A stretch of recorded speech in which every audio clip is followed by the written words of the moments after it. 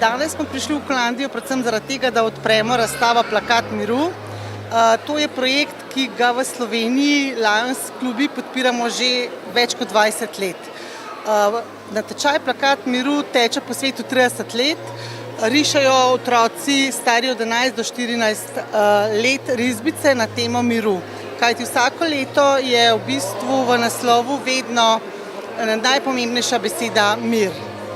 Kot sem že rekla, v Sloveniji je pred 20 leti to Slavko Stošicki pripeljal, naprosil prve Lions klube, da sodelujejo, da povabijo osnovne šole, da povabijo otroke k risanju. In kmalu zatem se je tudi Lions klub Kranj odločil, da sodeluje v tem projektu in moram reči, da že 15 let res uspešno sodelujemo z osnovnimi šolami v naši okolici, to se pravi v Kranju in okolici, kjer je pač v Kranju naš sedež. Je pa tako, da pod vsako fotografijo so zelo lepe misli miru, ne? In večji del, ko si ogledujemo slike, so golobi, kar je res, ne? Golob je tisti, ko nam da nekako mir, no? Že sama prispodoba.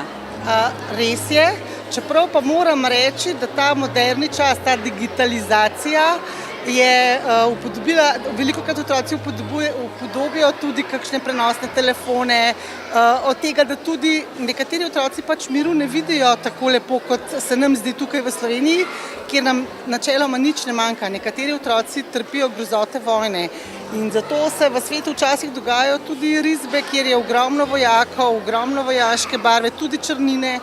Ampak jaz upam, da če pogledava vse te plakate miru, ki stojijo tukaj za nami, da prihodnost miru je svetla, da naši otroci razmišljajo pozitivno in naj bo tudi pač to misel za naprej, ker letošnji natečaj je imel naslov Prihodnost miru, naslednji natečaj za leto 2019 pa Bodimo prijazni.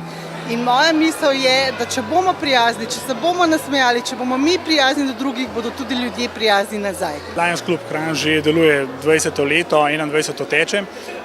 15 let sodelujemo v tem projektu Plakat miru in ja, res je neverjetno, kaj naredi otroška domišljija, kakšne risbe ven pridejo, kakšna je njihova predstava o samem svetu. Tako da vedno radi sodelujemo in tudi v bodoče bomo.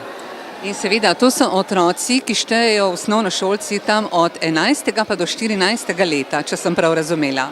Ja, tako je, otroci od 11. do 14. leta sodeluje večina gorenjskih šol oziroma kranjskih šol. Vedno se pa trudimo, da privabimo še kakšno novo šolo, tako da dobrodošli v projektu. Ja, izredno lepo, tudi otroci, ne vidim v ozadju, se vidi neka kitara in glasba, kaj pa se bo to dogajalo? Ja, to se pravi, da je reč glasbeno presenečenje in sicer pod mladih sorških orgličarjev. To je najmlajša skupina, ki deluje pod okriljem Kut Oton Župančič iz Sore in so najmlajša skupina orgličarjev v Sloveniji. Jaz mislim, da se nam lahko vsem ponos, da gre ta tradicija naprej.